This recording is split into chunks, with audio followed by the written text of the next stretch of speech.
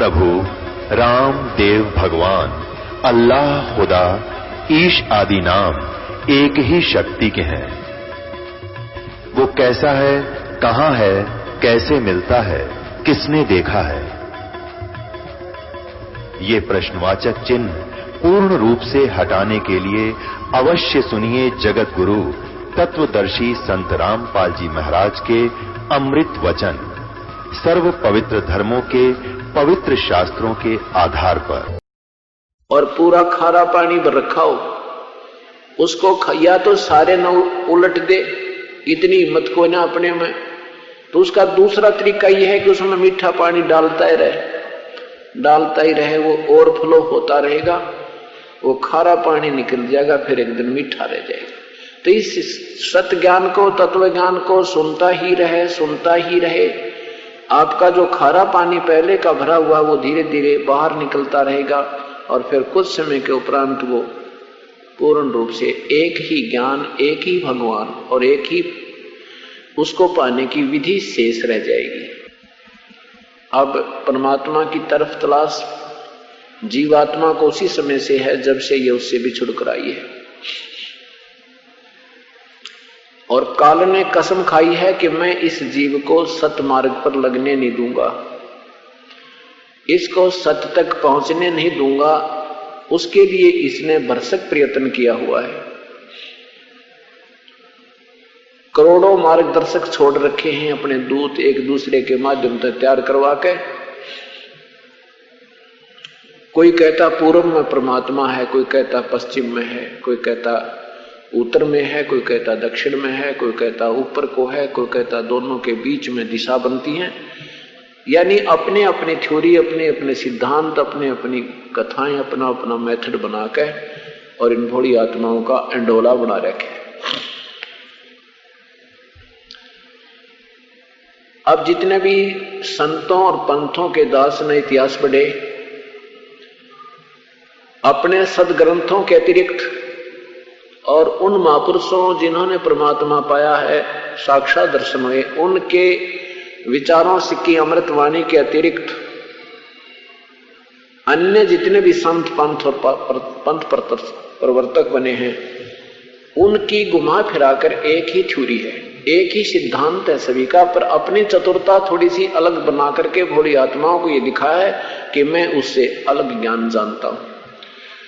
धन धन सतगुरु राधा स्वामी पंथ से ही धन धन सतगुरु पंथ एक मनमुखी संत ने चालू किया। और राधा स्वामी पंथ भी मनमुखी ही चालू है, क्योंकि इस राधा स्वामी पंथ का जो प्रवर्तक है श्री शिवदयाल जी महाराज, वो कहते मेरा ये राधा स्वामी पंथ नहीं है, ये तो इस सालग्राम ने बाद में अपनी मर्जी तो चला दिया और ना मानते तो मरो कुएं में पड़ गए। इनका एक ही सिद्धांत है। और श्री हंसादेश में कौन कौन आते हैं? श्री बालेगेश्वर जी, श्री प्रेम नाम है उनका, श्री प्रेम उर्फ बालेगेश्वर, क्यों छोटे से बालक को, और ये 7-8 वर्ष के थे जब इनके पिताजी की मृत्यु हुई। किसकी? श्री हंस जी महाराज की। और बचपन से ही वो घर में गीता जी का पाठ करते थे। बच्चे बचपन से ही 10-5 श्लोक याद कर रखे थे गीता जी के, कुछ उपनिषदों के, संस्कृत के। तो ऐसे ये प्रसिद्ध हो गए श्री बालेगेश्वर जी। नाम इनका प्रेम है, प्रेम, श्री प्रेम उर्फ बालेगेश्वर जी। और श्री सतपाल जी महाराज, ये श्री हंस जी महाराज के दोनों पुत्र हैं। श्री हंस जी महाराज ने क्या मार्गदर्शन किया है वो अभी थोड़ा सा आपको बताएंगे। इनका जो पंथ है और राधा स्वामी धन धन सतगुरु पंथ है, इन्होंने ही आजकल विशेषकर एक न्यारी सी चाल चली थी।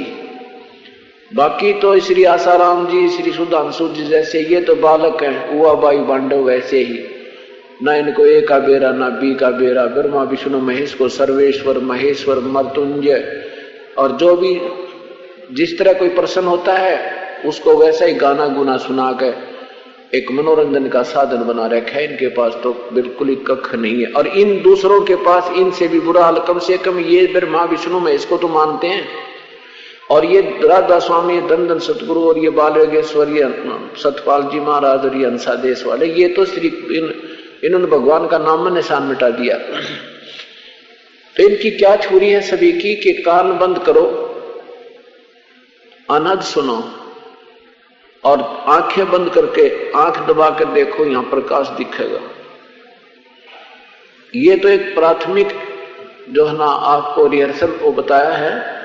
और आप स्वयं अभ्यास करो, आंखें बंद करके घंटों देखते रहो, अंदर ध्यान में प्रकाश आओगा, लाइट आवेगी, फिर गुरु जी के दर्शन होंगे। कभी कभी एक जिस फोटो ना हम रोज देखें वो फोटो अंदर भी उसका प्रतिफल, क्योंकि हमारे अंदर एक कैमरा लगा हुआ है जिसको चित्रगुप्त बोलते हैं। चित्रगुप्त एक हिडन फिल्म बन रही है अंदर, और जो हम देखते हैं, जिसको ज्यादा देर अभ्यास करते हैं, जिसके ऊपर हम आसक्त हो जाते हैं, आप काफी देर बैठते रहोगे, अंदर ना जाने कितने चेहरे आपके सामने चलना शुरू हो जाएंगे, और जिसको आप ज्यादा पसंद करते हो वो आपके सामने रुक जाएगा। इसको कहते हैं दर्शन हो गए, लाइट आती है, ज्योति दिखती है। ये बच्चों के खिलौने।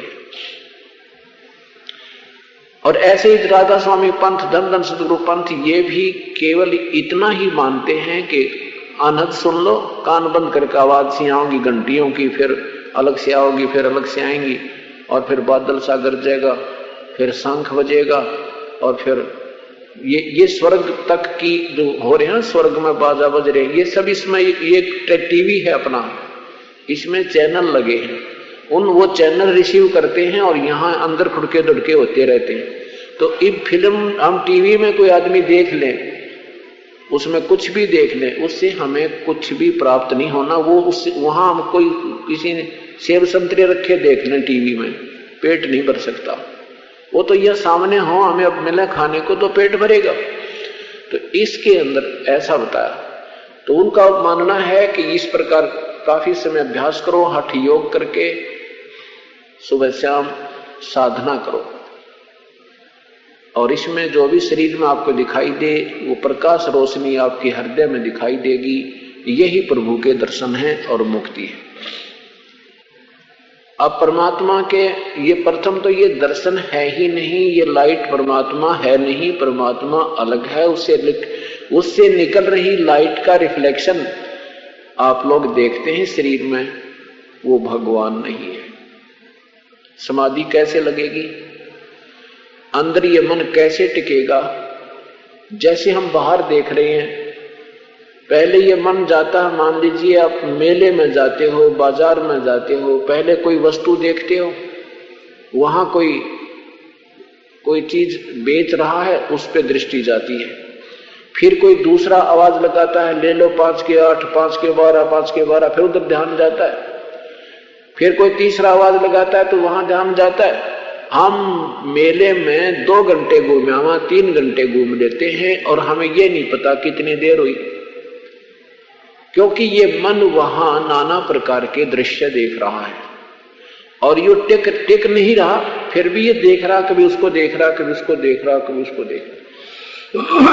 वो 2 घंटे का समय, 2-3 घंटे का समय ऐसे चला जाता। जैसे फिल्म देखते हैं, 3 घंटे का समय इतने जरा सी समय लगता है, वो होले हुए खत्म होगी वसीयत है, और 3 घंटे चले गए होते हैं। तो उनसे इसी प्रकार जब इस मन को बाहर से हम अंदर ले जाते हैं, तो इस शरीर में भी एक ऐसे ही फिल्म चलती है। अब जब ये समाधि होकर के इसके अंदर चला जाता, तो इसमें इस पूरे ब्रह्मांड का टीवी रूप में एक रिसीवर लगे हुए हैं। वहां ये क्या देखता है, कहीं पर कोई नाच हो रहा है, कितने गाने हो रहे हैं, कहीं पर झरने चल रहे हैं, कहीं बाग बगीचे हैं, उसमें धक्के खाता फिरता रहता, कितने गुफा में घुस जाता, ये गुफा देख रहा है।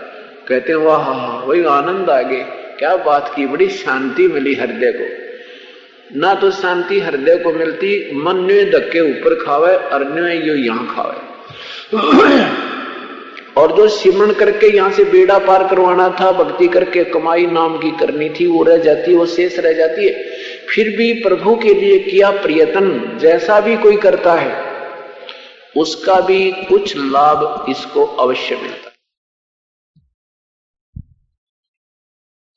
ये अध्यात्म, ये तत्व ज्ञान जो आध्यात्मिक तत्व ज्ञान है, इसको समझे, पूरा समझने के बाद ये मन डटेगा, तब ये स्थिर होगा और तब ही भक्ति आपकी बिल्कुल सीधी चलेगी।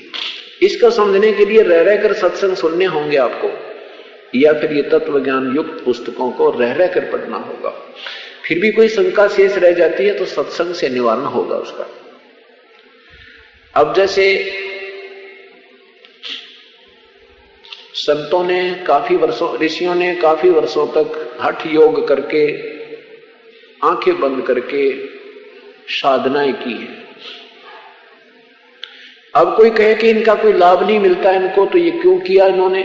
लाभ, जो लाभ हमें चाहिए था वो नहीं मिलता। जैसे कोई भांग बोएगा खेत में तो भांग हो जाएगी, गवार बोएगा गवार हो जाएगा, ज्वार बोएगा ज्वार हो जाएगी, बाजरा बीजेगा बाजरा ही फलेगा, और ना कुछ बीजेगा तो आग अड़ंगा जरूर होगा, उसमें कुछ ना कुछ झाड़ बोझड़े अवश्य उत्पन्न हो जाते हैं। जो भी हम परमात्मा का आश्रय लेकर और किसी भी मंत्र, चाहे किसी वेद का एक मंत्र जाप करना शुरू कर दो, और चाहे किसी गीता जी का, और चाहे कोई गायत्री मंत्र बना रखा 4 वेदों से एक एक अक्षर ले करके, और चाहे किसी जैसे ये राधे श्याम सीताराम ये जाप करते हैं, या कोई भी जाप मत करो, आप परमात्मा के नाम पर बैठना शुरू कर दो, घंटे 2 घंटे 4 घंटे, यानी उस हठ योग भी कर लोगे, उसमें से भी आपको कुछ न कुछ सिद्धियां आ जाती हैं। और उस बैठे रहने से तप बनता है, तप से राज्य मिलता है। नेक्स्ट जीवन में तप से राजसत्ता में हिस्सा होता है, राजसत्ता में। अब जैसे अब यहाँ अधिकारी गण जो राजा लोग 2 प्रकार से बनते हैं, एक तो पुण्य के आधार से, और सिमरन नाम जो विधिवत सिमरन है, जैसे ओम नाम का जाप ही वेदों अनुसार गीता अनुसार, अन्य कोई मंत्र नहीं है। और उस अन्य मंत्रों के भी जाप से मतलब वो लाभ नहीं मिलता जो ओम नाम के जाप से।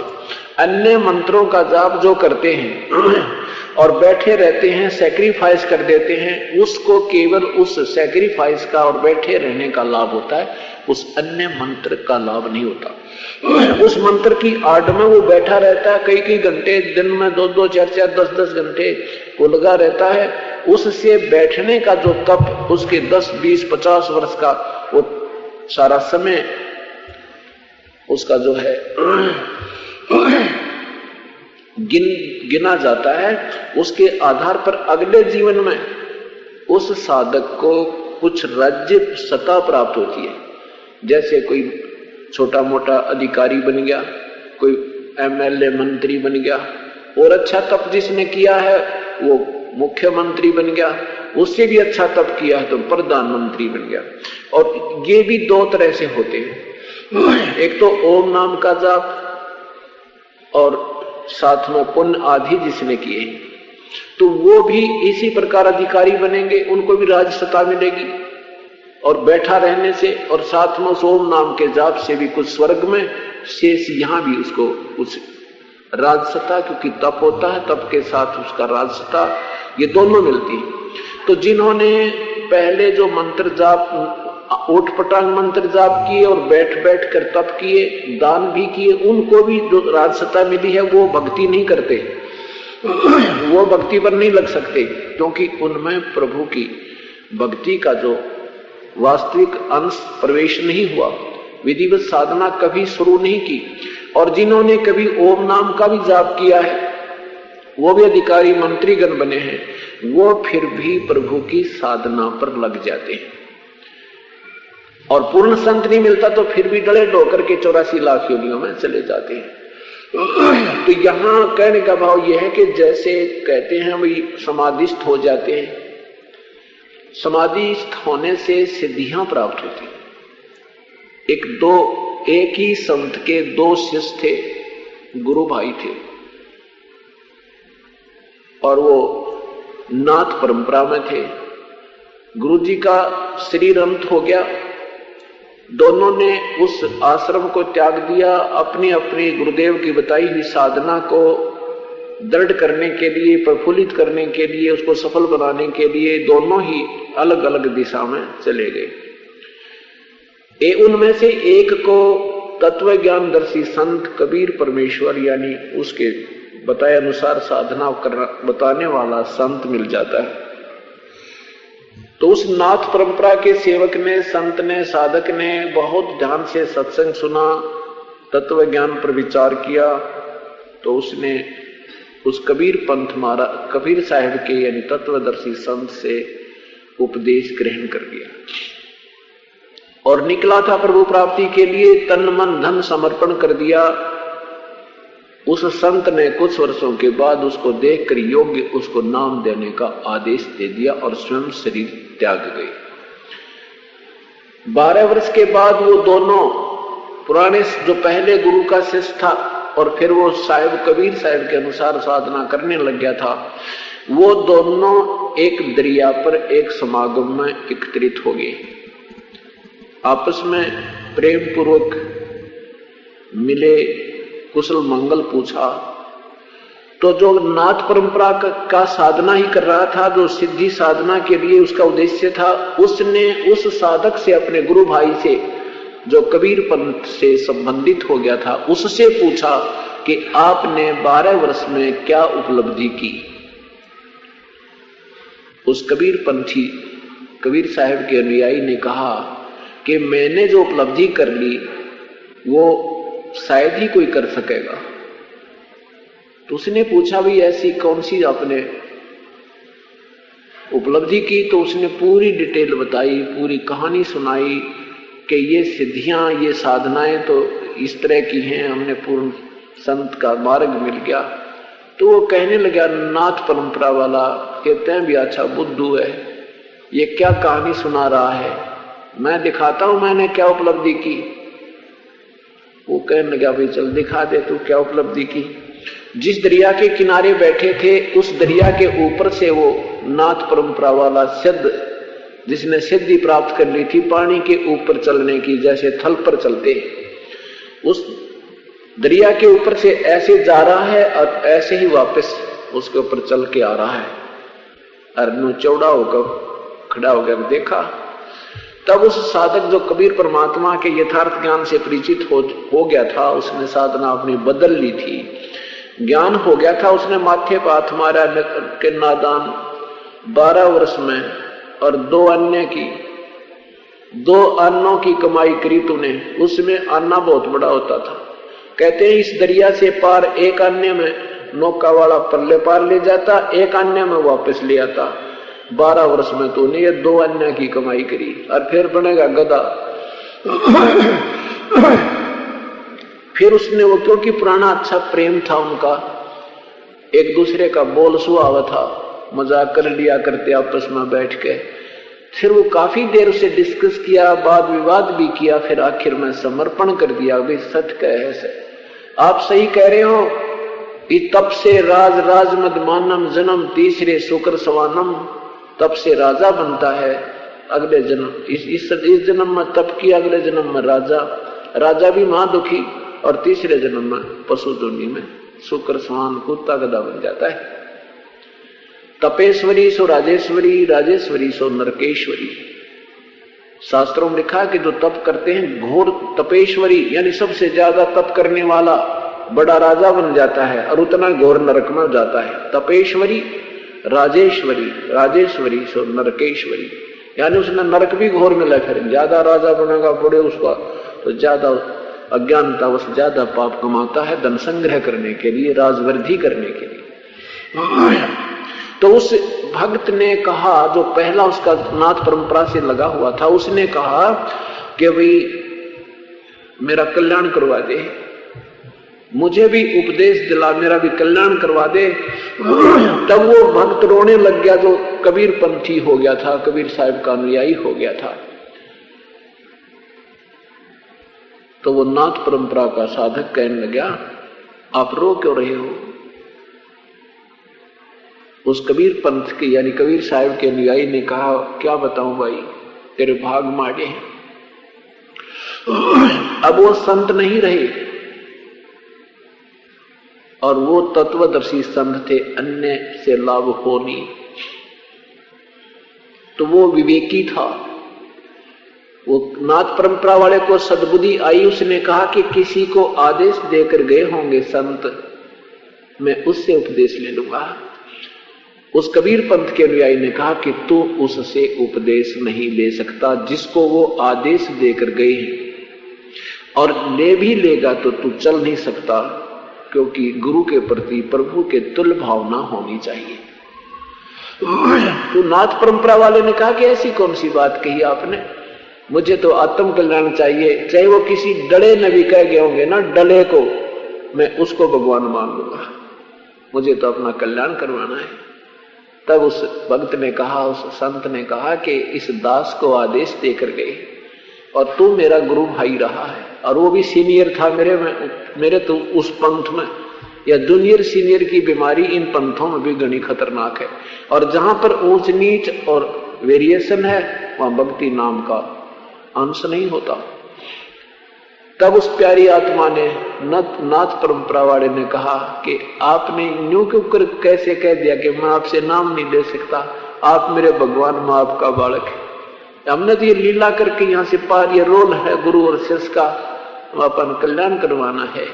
जब घर त्याग दिया फिर किसी मान बढ़ाई, आप मेरे भगवान, मैं आपका बच्चा, चरणों में से रख दिया, घनी देर रोया कि इस तो बढ़िया और क्या होगा, कभी मेरा साथी मेरा भगवान बन गया। उपदेश ले लिया, दोनों का कल्याण हुआ। तो यहाँ कहने का भाव ये है कि अनजान व्यक्तियों ने कितनी भ्रमणाएं पैदा कर रखी हैं। कोई कहता है भगवान के दर्शन हो जाए तो हम पार हो जाए, कोई कहता सिद्धि से बात बन जाती है, कोई कहता जंगल में जाने से, घर त्याग देने से प्रभु प्राप्ति होती है। कई अनजान कहते हैं भाई मैं तो भक्ति पे लगूंगा ना, फिर तो घर बार त्याग कर सब चीजों तो निवृत्त होकर भाई फिर मैं तो एक का धुन लगा दूंगा। वो ऐसे विचार उन व्यक्ति होते जो कुछ ना करना हो, जिन्होंने परमात्मा का मार्ग है। जब भी समय मिले इसमें कुछ नहीं त्यागना, त्यागनी बुराई है और ग्रहण करना परमात्मा का नाम है। कभी भी मिल जाए, घर में रहते रहते, बाल बच्चों के साथ रहते रहते, अपना काम करते करते इस आत्म कल्याण के सब्जेक्ट को और लगा लेना है। बस इतना, जो हम व्यर्थ में समय बर्बाद करा करते, कि ताश खेल के, कि गप्पे मार के, और कहीं ने उठ पटांग की बातें फिल्म सिनेमा देख करके ओके पाड़ के बेमतलब राजनीति के जिक्र करते रहते, कि तब भूता की बतलान लग जाते। उस व्यर्थ के समय को प्रभु के चरणों में लगाना है। और जो हम कितब शराब पीने में, कितब कहीं पर बीड़ी सिगरेट पीने में, फिल्म सिनेमा देखने में, या लोग दिखावा 2-2, 3-3 मंजिली कोठी बनाने में पैसा बर्बाद किया करते थे, उस पैसे का सदुपयोग करना है, प्रभु के चरणों में दान धर्म में लगाना है। और कुछ खोना है, कुछ नहीं त्यागना है, त्यागनी बुराई है और ग्रहण करनी परमात्मा की सत भक्ति है। इतना काम करना है। और ये काम आप चाहे तो घर त्याग कर लो और चाहे घर रहकर कर लो, लेकिन फिर भी जो घर त्याग कर जाने वालों से घर रहकर ज्यादा श्रेष्ठ भक्ति होती। घर रहकर का मतलब है घर त्याग के, जैसे भक्त आश्रम में रहते हैं, ये भी घर है इनका, जो विधिवत साधना करते हैं, अपना काम करें, रोटी खावें, सेवा करें, अपनी भक्ति कर रहे हैं, ये भी घर मतलब सन्यासी किसे कहते, कर्म सन्यासी, कर्म योगी और कर्म सन्यासी। कर्म योगी वो होता है जो काम करता करता और प्रभु का सिमरण कर रहा है। तो काम करते करते ही साधना सब संतों ने, सब सदग्रंथों ने करने को संकेत किया है, आदेश दिया है। गीता जी में लिखा है कि अर्जुन तो 8वें अध्याय के 7वें श्लोक में कि तो युद्ध भी कर और मेरा सिमरण भी कर। और यही परमात्मा कहते, नाम उठत नाम बैठत नाम सोत जागवे, नाम खाते नाम पीते नाम सेती लागवे। यजुर्वेद अध्याय नंबर 40 के मंत्र नंबर 15 में कहा कि ओम करतु समर, कलवे समर और करतुम समर। ओम नाम का जाप काम करते करते श्रवण कर, विशेष कसरत के साथ श्रवण करो। परमात्मा मनुष्य जीवन का एक विशेष उद्देश्य यही जान करके भक्ति बिना जीवन व्यर्थ है, इस उद्देश्य को मध्य रखते हुए एक ओम नाम का जाप कर। ये मेरा मंत्र है ब्रह्म का। उस परमात्मा के लिए, उस पूर्ण परमात्मा कोई और है, वो गुप्त है, उसका मुझे ज्ञान नहीं है। यजुर्वेद अध्याय नंबर 40 के मंत्र नंबर 10 में कहा कि उसके बारे में किसी तत्वदर्शी संत की खोज कर फिर वो जैसे बताओ उस परमात्मा के विषय में, वो बताए वैसे कर, उनसे सुनो। कोई भगवान को साकार कहता है, कोई निराकार कहता है, इसका वास्तविक ज्ञान वो संत बताएगा, उनसे सुन। मैं नहीं जानता। वेदों को भी ब्रह्म बोल रहा है और पवित्र गीता जी को भी वो ब्रह्म ही बोल रहा है। इन अनाड़ी लोगों ने कर्म संन्यास किसे कहते हैं? कर्म संन्यास होता है जो काम छोड़ के, उस कर्म संन्यास से घर पे कर लो और कर्म संन्यास से बिल्कुल घर त्याग कर लो, ये दोनों ग्रंथ बताए। कर्म संन्यासी का अर्थ होता है कि जैसे घर पर बैठ गया 2.5 घंटे 4 घंटे हठ योग करके काम त्याग दिया। कहते हैं ये नहीं करना, काम त्यागना नहीं है। काम नहीं है तो कोई बात नहीं, आप काम से फारिग होगे, बैठ के भजन कर लो, कोई दिक्कत नहीं है। ये ऐसे नहीं कहा संत ने, लेकिन उससे अलग जो तुम हठ योग करके और साधना करते हो या घर त्याग जाते हो, जंगल में बैठ कर भजन करेंगे, तो कहते हैं किसी भी समय में कोई भी व्यक्ति प्राणी निष्कर्म नहीं रहता। अगर तू हठ योग करके बैठ गया, तेरा मन कर्म कर रहा है, तेरी ज्ञान इंद्रिया तेरे से काबू से बाहर है, तो अब कर्म इंद्रियों को काम में लगा कर रख और ज्ञान इंद्रियों को भजन में, योग ऐसी बात बनेगी।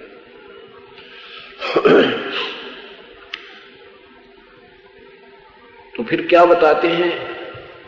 कर्म सन्यासी जो होता है उससे कर्म योगी श्रेष्ठ है, क्योंकि कर्म सन्यासी को अपने लोग दिखावा ड्रामे का अभिमान हो बिना रह को ना, लेकिन दोनों की भक्ति विधिवत हो, साधना जिनकी ठीक है वो दोनों ही सफल है। लेकिन कर्म सन्यासी से कर्म योगी ज्यादा श्रेष्ठ है, क्योंकि कर्म सन्यासी को अभिमान हुए बिना रह को ना।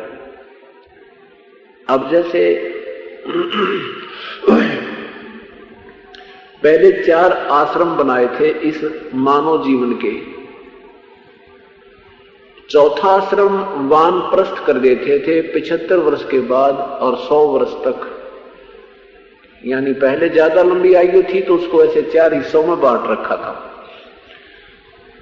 तो उसमें पिछले हिस्से में लास्ट के जो समय में 20-25 वर्ष जितना शेष जीवन होता था वो वानप्रस्थ हो जाते थे।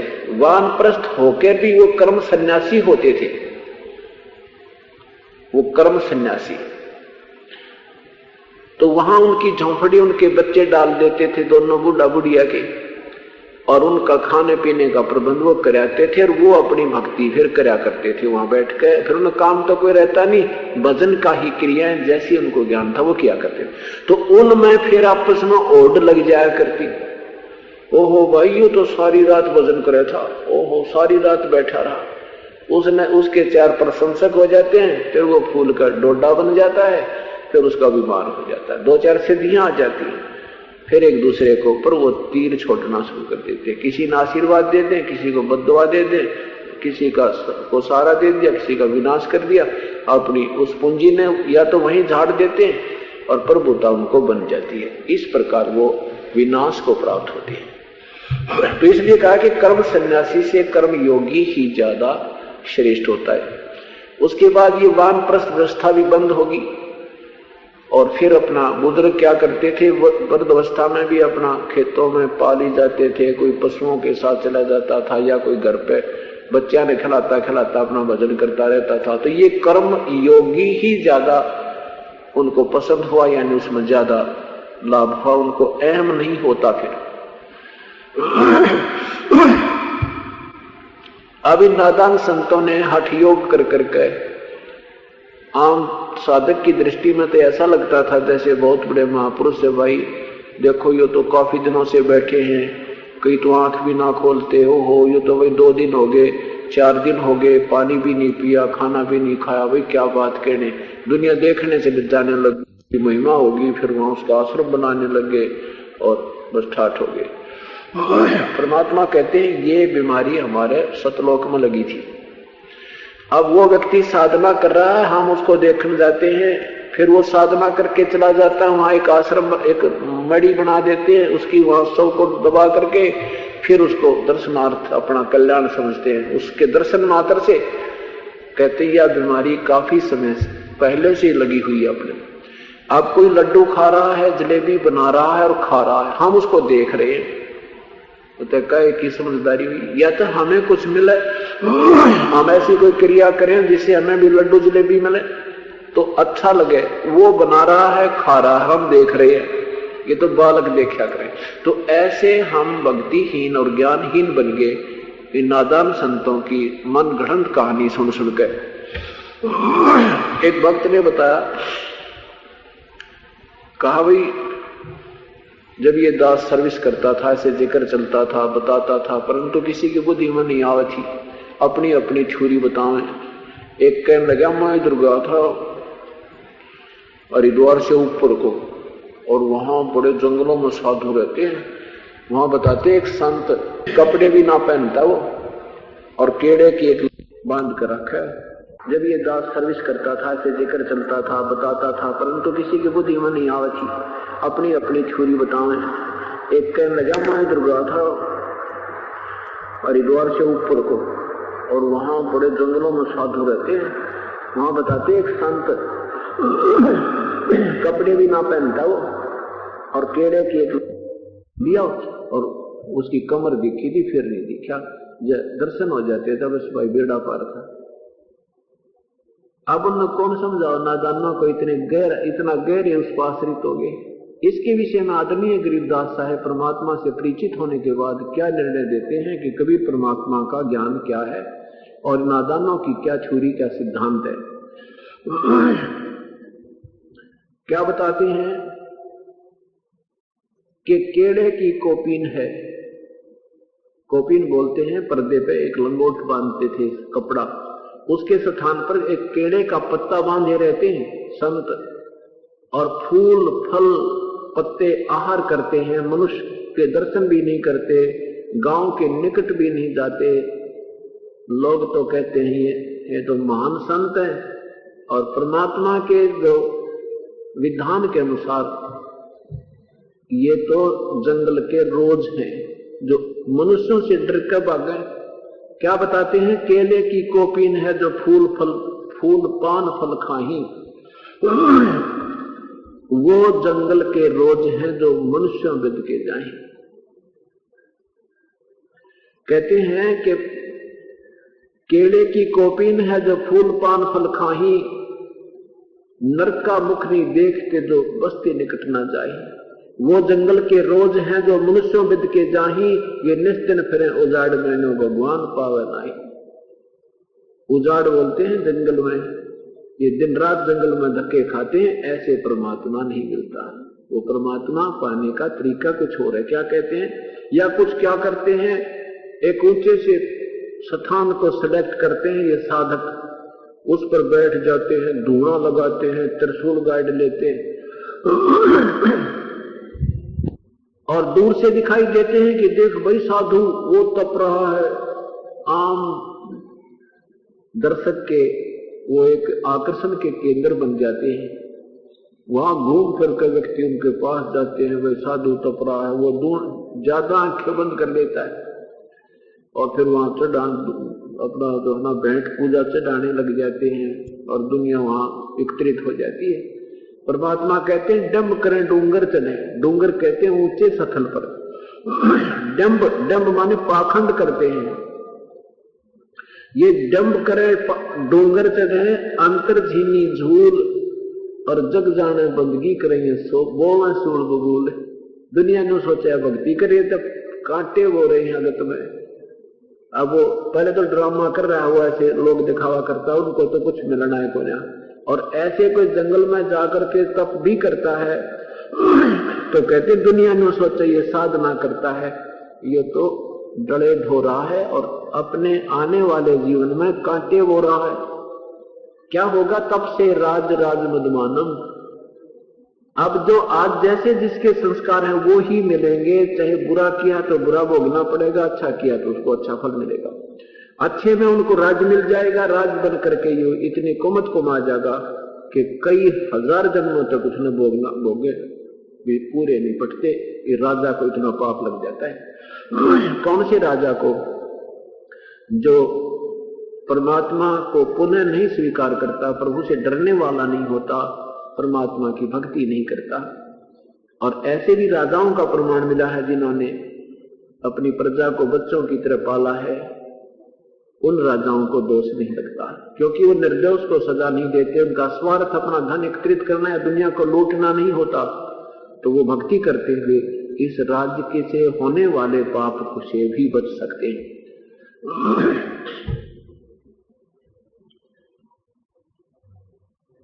अब क्या बताते हैं परमात्मा?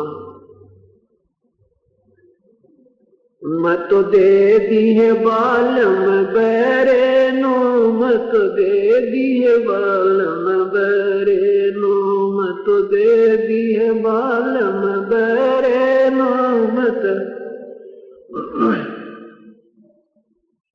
संसारी दी गल नो चीन न बूझे शब्द जो गहरे नो, संसारी दी न बूझे शब्द जो गहरे नो, मुर्दों से प्रीत लगाव न जाने सतगुरु मेरे नो, मुर्दों से प्रीत लगाव न जाने सतगुरु मेरे नो, मत दे दिए बालम बैरे नो, मत दे दिए बालम बैरे नो, मत बैरे नो, मत दे दिए बालम बैरे नो, मत दे दिए बालम, मत दे दिए बालम बैरे नो, मत दे दिए बालम बैरे नो, मत लम बैरे नो, मत दे दिए बालम बैरे नो। मुर्दों से ऊंची थलियां खेती बोव न जान, भूल रहे नज डरे नो, ऊंची थलियां खेती बोव ये भूल गए नज डरे नो, ये संसार समझदा नहीं कहंदा श्याम दोपहरे नो, ये संसार समझदा नहीं कहंदा श्याम दोपहरे नो, मत दे दिए बालम बैरे नो, मत दे दिए बालम बैरे नो, मत दे दिए बालम बैरे नो, मत दे दिए बालम, मत दे दिए बालम बैरे नो। श्वेत गुमट सिर छतर विराज, देखत ना उस चेहरे नो, श्वेत छतर सिर मुकुट विराज, देखत ना उस चेहरे नो, गरीब दास ये वक्त जात है रोगे इस पैरे नो, गरीब दास ये वक्त जात है रोगे इस पैरे नो, मत दे दिए बालम नो, मत दे दिए बालम बैरे नो, मत दे दिए बालम।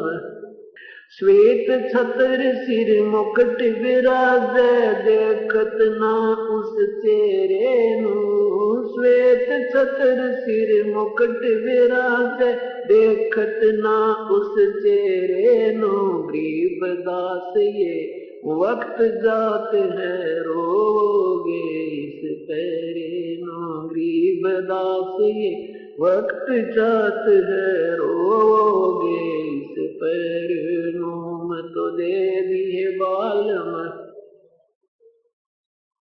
दे दिए बालम बैरे नो। सत साई क्या बताते हैं आदरणीय गरीबदास साहिब जी कि ये मन जो है आत्मा के साथ काल में जोड़ दिया,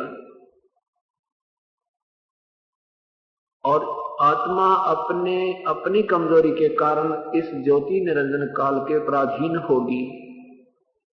ये इसका पति बन गया, मालिक बन गया, नकली। और ये मन एक इस आत्मा के साथ इस काल में अपना एलिमेंट छोड़ दिया, ये स्वयं ही मन रूप में आत्मा के संग रहता है। और आत्मा कहती है, हे भगवान, मैं तो इस मन के साथ जोड़ दी, और ये मन जो है परमात्मा के तत्व ज्ञान को स्वीकार नहीं करता है, संसारी व्यक्तियों की बातों को ज्यादा महत्व देता है। जैसे हम कितने प्रमाण के साथ ये दास आपको सत्संग सुनाता है, कितने भक्तों को हुए हुए यहाँ सुख आपके सामने प्रमाण मिलते हैं, और उसके बावजूद भी आप घर में जाते हो, कोई पड़ोसन आ जाती है, आपसे पूछती है कि आज द्वादशी आ गई, आपने खीर कौन बनाई? आप कहोगे हम नहीं बनाते खीर, हमने तो अपने गुरुजी से उपदेश ले लिया, हम नहीं करें इस कार्य को। तो वो फिर आप न डरावेगी, कहती है हम भी तो नाम ले रखा है, ऐसे ऐसे उस संत हम तो सब पूजा करते हैं, एक ने ना सब देवी देवता की पूजा छोड़ दी थी, उसका एक का बेटा वो मर गया, नो तो बात बिगड़ जाएगी, देख लिए। अब वो बेचारी घबरा जावे, अक्सर सचमुच, क्योंकि वो तो अकेली नाम लेकर जा रही है, सुई इंजेक्शन लगाने वाली 20 आने शाम तक, ये उल्टी कहानी सुनाने वाले 20 मिलेंगे उसमें, और विशेषकर मिलेंगे, क्योंकि काल में जगह एक दूसरे से प्रेरित करवा के। तो हमारे इतने प्रमाणों के बावजूद भी ये मन आपको डरा देगा और ये मुक्ति छुड़वा देगा। 2 गले से पंक्त लगे रहोगे कुछ दिन, फिर वो लाभ मिलना बंद हो जाएगा प्रभु का। तो यहाँ ये आत्मा रोती है कि देखिए मन संसारिक लोगों की बातों को तो तुरंत मान लेता है, जो संत सतमार्ग दर्शन करता है, प्रमाण देता है, प्रभु की हर पॉइंट का समझाता है, उस पर यकीन को न। संसारी दी गल को चिन्ह न जाने सतगुरु मेरे नो, मुर्दा से थी प्रीत लगावे। संसारी की गल को चिन्ह ना बुझे शब्द जो गहरे नो, और मुर्दा से थी प्रीत लगावे न जाने सतगुरु मेरे नो। ये जिंदे सतगुरु से तो बात नहीं करता, और वो मरे हुए मर गए बाबा जी पूजा करते थे, पितर पूजने, वो 4 ईंट लगा करके खेतों या गली या जोड़ तालाब के ऊपर उनमें प्रेम तो बना बैठा। और जिन जीवित सतगुरु के से बातें नहीं करता, उसकी बातों का विश्वास नहीं करता, फिर क्या बताते, ऊंची थलियां खेती वो वहां भूल गए निज डेरे नो। पहले पुरुष समय में सिंचाई वर्षा से ही होती थी, या फिर वर्षा के कारण के तालाबों में तृप्त जल हो जाता था, शेष समय में उसी से होती थी, वो भी थोड़ा बहुत स्थान पर। जो ऊंचे स्थलों पर खेती की जाती थी, तो वहां वर्षा एक बार हो भी गई तो वह खेती नहीं होती थी, क्योंकि ऊंचे स्थलों का पानी नीचे वाली जमीन पर, समतल जमीन पर आकर के रुक जाता था, और वो फिर काफी देर तक उसमें नमी रहती थी। और उस डहर बोलते हैं उसको, डहर बहुत उपजाऊ जमीन और झील वाली जमीन को कहते हैं। तो परमात्मा आप पे अपनी महिमा गाते हैं कि ये नादान मन अच्छी भक्ति, सत भक्ति, जिसे ज्यादा लाभ होना हो, उसको स्वीकार ना करके ऊंची थलियां यानी इन छोटी मोटी जो आम उपासना को स्वीकार कर लेता है, ग्रहण करता है। जैसे अब कावड़ लेने जाते हैं, बूढ़ी आत्मा, पैरों में छाले पड़ जाते हैं, सारा दिन पैर थक जाते हैं चल चल के, और किसी ऐसे ही ये मनमुखी साधना किसी ने बता दी, इधर देखा दुनिया जाने लगी, और मन बड़ा लगाओ चाव चढ़ाता है उसमें, और कोई बात मना करे तो भी नहीं मानता, इतना दृढ़ होकर लगता है। फिर कोई बता देता है कि देखो वहां पहाड़ पर, जैसे वैष्णो देवी की माता कोई यात्रा करने गया, हम तक गए नहीं, पर बताते हैं कि कम से कम 30-40 किलोमीटर तो पैदल चलना पड़ता है, और नो पहाड़ों को ऊपर को नो घूम घाम कर, और वहां बड़ी खुशी से जाता है। ये अमरनाथ के ऊपर जाते हैं, जहां जाते समय भी आदमी की घी बन जाए, ऐसे कहते इतने ऊंचे पहाड़ों पर नो चढ़ना पड़ता, और नो तो 1000 फुट खाई भी याद करे तो भी दिल कांपा है। कहते वहां पहुंच जाता है, वहां देखने के लिए ह्यूमन। और कोई कह दे क्रोध से आश्रम में चलो रोहतक से, यहां ना आने दे, 36 बातें और लोगों के द्वारा ना जाने क्योंकि अफवाहें फैलवा दी हैं, और वो ताकि उसका उद्देश्य ये है कि वहां वो पहुंच ना जा अपने भगवान के सच्चे मार्ग में, इनको पता ना लग जाए वास्तविक ज्ञान का। ये काल का बहुत तगड़ा जाल है, ये नहीं समझ सकता हम प्राणी ब्रह्मा विष्णु महेश चक्कर में भी तक कहानी क्या हो रही है इनको नहीं पता। अरे इनके साधक करिए उपदेशक, ये क्या जाने बेचारे इस काल की जाल को। ये तो वो परम पिता आता है और फिर हमारे जैसे दास को सद्बुद्धि देता है और फिर अपने बच्चों को स्वयं ही वो समझाता है और काल को अंदर से हटा देता है। जब हम इससे जुड़ जाते हैं फिर काल निकल जाता है, तब ये बात समझ में आने लगती है, नहीं तो सारी बात उठ पटांग लगती है इस परमात्मा वाली। तो क्या बताते हैं कि उनको तो स्वीकार कर लेता है, ऊंची थड़ियां खेती गो में जहां दाना हो नहीं उस वहां पर तो मेहनत कर रहा है ऊंचे खेतों पर, और जो अपना डेर है जहां पर बहुत बढ़िया थोड़े ही मेहनत से और ज्यादा फल होना था उसको भूल चुका है। अर्थात इनान उपासना में ब्रह्म परब्रह्म ब्रह्मा विष्णु महेश, ये भूत पितर देवी देवता मंडी मसानी, ये ऊंची थड़ी बताई है। ये ऊंची थड़ी अर्थात कम उपजाऊ, बिल्कुल नाम मात्र उपजाऊ है, और भूल रहे निज डहरे नो, उस निज डहर यानी पूर्ण परमात्मा कबीर परमेश्वर को, अपने भगवान को भूल चुके हो।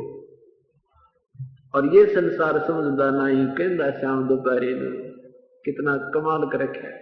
गीता जी के 11वें अध्याय के 32वें श्लोक में ये गीता ज्ञानदाता भगवान खुद कहता मैं काल हूं, अर्जुन सबको खाने के लिए आया हूं।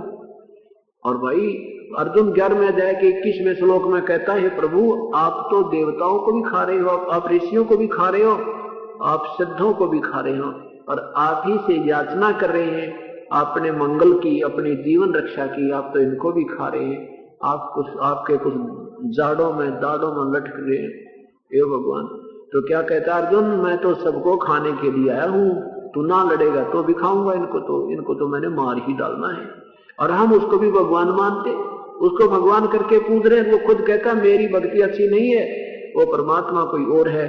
अगर तूने परम शांति चाहिए तो वहां जाइए उस तत्वदर्शी संत के द्वारा, उस परम पिता की शरण में जा, फिर तेरी कभी जन्म मृत्यु और ये युद्ध करने के संकट नहीं आएंगे। मेरी शरण में रहना है तो युद्ध भी करना होगा और भक्ति भी करनी होगी, या तो परेशानी पर परेशानी तुझे आती ही रहेगी। स्पष्ट किया है फिर भी न कृष्ण जैसा भगवान ने। श्री कृष्ण जी को तो आप ज्ञान नहीं, मैं बोल क्या रहा हूं, गीता श्री कृष्ण जी ने बोला ही नहीं। अभी तक ये विद्वान पुरुष एक अक्षर ज्ञान के ज्ञाता ही ये प्रमाणित करते रहे कि श्री कृष्ण जी ने गीता जी का ज्ञान दिया। और भगवान कृष्ण कहता मुझे नहीं मालूम मैंने उसमें क्या बोला था। महाभारत संक्षिप्त महाभारत भाग 2 में पृष्ठ नंबर 667 नए का और पुराने में 1531 पृष्ठ का ये वर्णन स्वयं अपने मुख से बोला है भगवान ने कि मुझे नहीं मालूम गीता उसमें मैंने क्या बोला था, और आपने याद क्यों ना रखा बुद्धिहीन। अर्जुन को डांट मार रहे सब, कहते मुझे ज्ञान नहीं। इसी सिद्ध है कि भगवान श्री कृष्ण ने गीता को नहीं बोला। वो तो जब तक कौरवों का विनाश नहीं हो लिया, महाभारत नहीं हो लिया, तब तक श्री कृष्ण के शरीर में काल नहीं गया। और उसके बाद जब निकल गया तो श्री कृष्ण अपनी बोली ना, उसको गीता का ज्ञान नहीं, एक और गीता रच दी, उसका नाम लिखा कि और गीता बोल दी उसने, इससे मिलती जुलती भी कोई ना हो। तो परमात्मा कहते हैं तुम काल को तो भगवान मान बैठे, ये संसार समझदा नहीं कहंदा श्याम दोपहरे नो, जून महीने की और ये अक्षेत्र, और इसमें कोई बाहर खड़ा धूप में, और वो कहता भी आनंद आ रहे हैं, बस क्या बात यार, उसने शराब पी रखी है। शराबी आदमी कह सकता है धूप को आनंद आ रहा है चाहे वो कितना पड़ा रहे। तो इस काल के अक्षीणिक सुख को हम प्राप्त करके इस साधना से हमारे वो नशा हो रहा है, इस मोह माया का नशा हो गया, हमने यही चीज अच्छी लग रही है। तो इसलिए परमात्मा कहते हैं तुम तो जून के महीने की दोपहर के समय को शाम बता रहे हो, तुमने शाम देखी नहीं लगी। ये संसार समझदा नहीं कहंदा श्याम दोपहरे नो, गरीबदास ये वक्त ये संसार समझदा नहीं कहंदा श्याम दोपहरे नो। और श्वेत छत्र सिर मुकुट विराजे, जिस परमात्मा के सिर पर श्वेत छत्र है और सुंदर उसके ऊपर सफेद मुकुट रखा और कबीर परमात्मा के शरीर पर सतलोक में साकार परमात्मा है।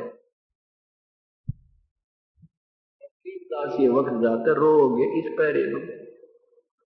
क्या बताते हैं कि हमने यहाँ कितना सुख मान रखा, जैसे किसी की एक टांग कट गई और उसने देख लिया कि एक की एक टांग भी कटी है और साथ में एक हाथ भी कटा है, तो वो अपने को इतनी राहत मानता है कि ये भगवान, इससे तो मैं अच्छा, इस बेचारे के एक हाथ भी कटा है, टांग भी कटी है।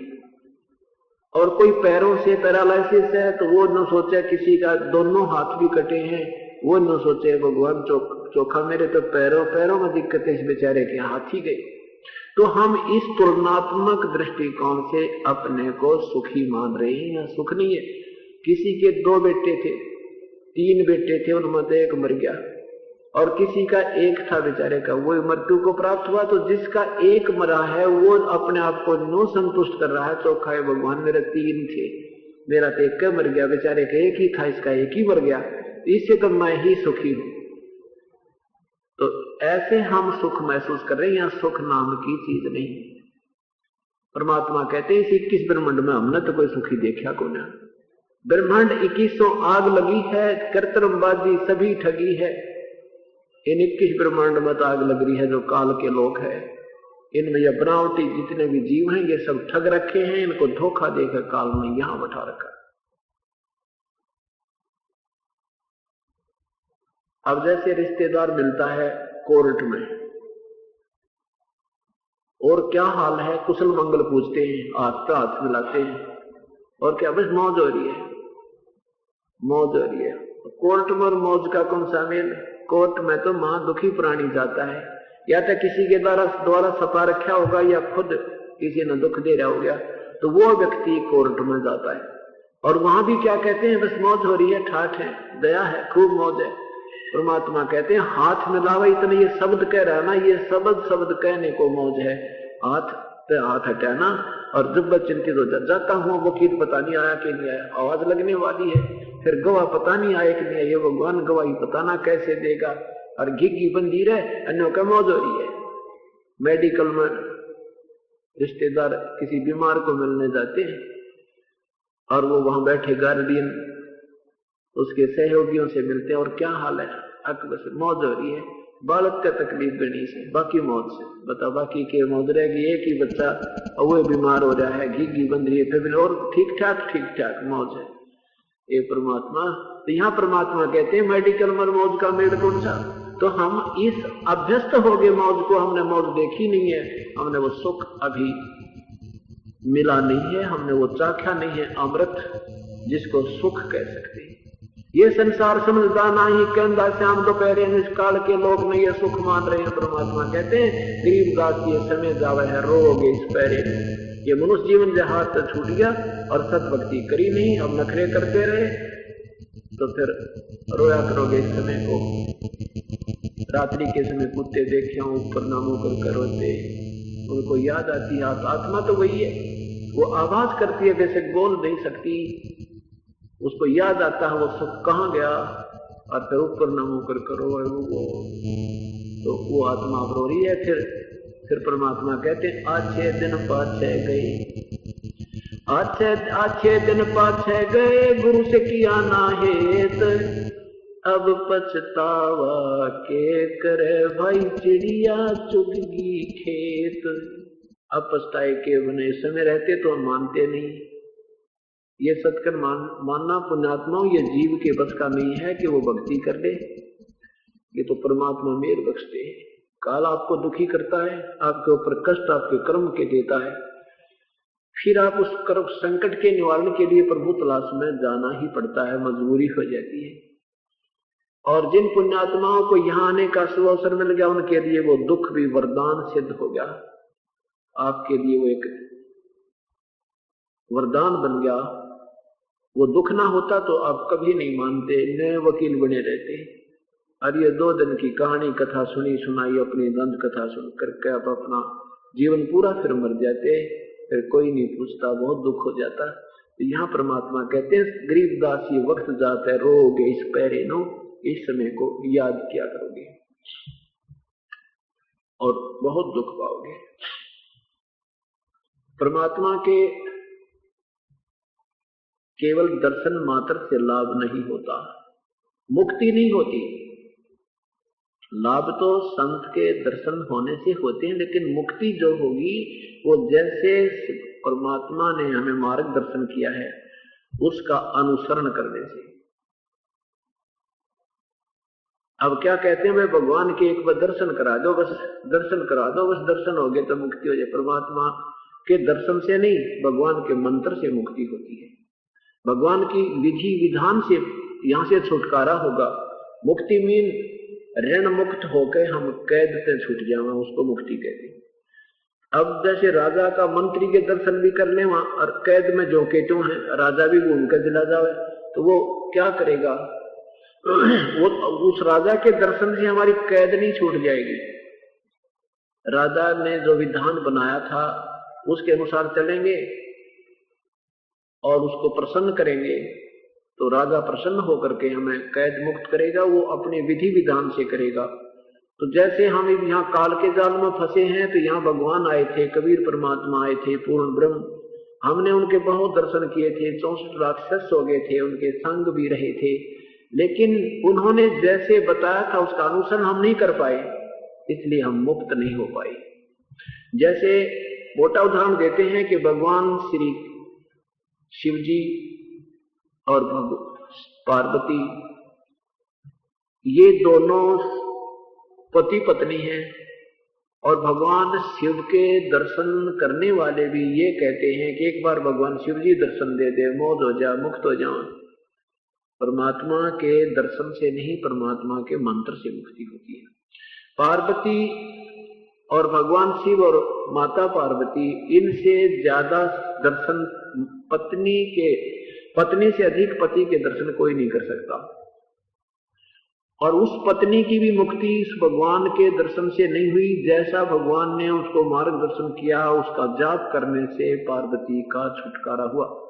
जितना हो सकता है, जितना इनके पास पावर है, क्योंकि हर एक प्रभु की शक्ति होती है, उनकी शक्ति की सीमा होती है, और जितनी वो शक्ति उस भगवान में होती है, जितनी वो राहत दे सकता है उतनी दे सकता है। उससे भी राहत प्राप्त करने के लिए उसी तरीके की आवश्यकता है जैसे पूर्ण परमात्मा से राहत प्राप्त करनी होती है। जैसे कबीर साहब कहते हैं, जो जाकी सरना बसे ताको ताकी लाज, जल सो ही मछली चढ़ जा वो बह जाते गजराज।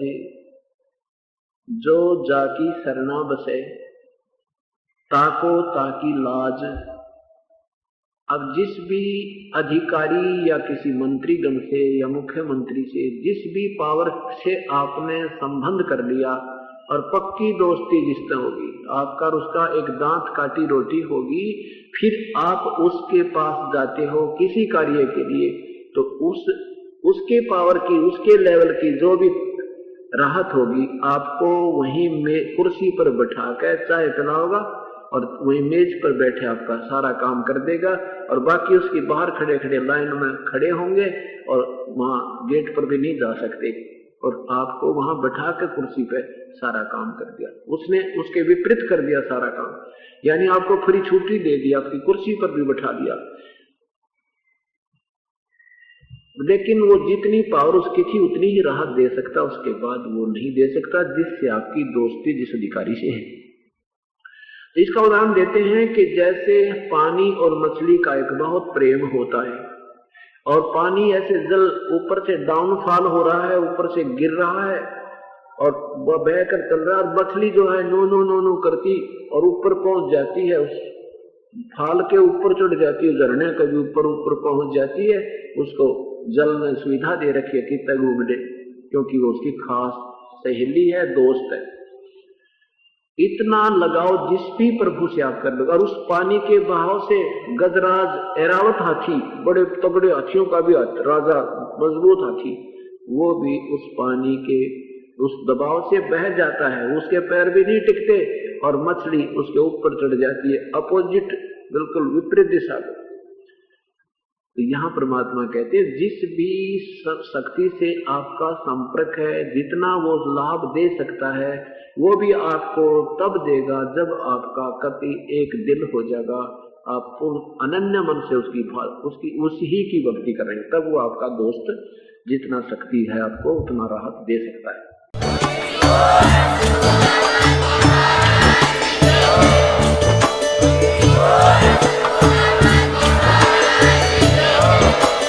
आप सुन रहे थे जगत गुरु तत्वदर्शी संत रामपाल जी महाराज जी के मंगल प्रवचन। अधिक जानकारी के लिए विजिट कीजिए हमारी वेबसाइट www.jagatgururampalji.org। संत रामपाल जी महाराज जी के शुभ आशीर्वाद से पूरे विश्व भर में 500 से भी ज्यादा नाम दीक्षा केंद्र हैं, जिन पर संत रामपाल जी महाराज जी द्वारा ऑनलाइन निशुल्क नाम दीक्षा दी जा रही है। अपने नजदीकी नाम दीक्षा केंद्र का पता करने के लिए संपर्क करें 8222880541।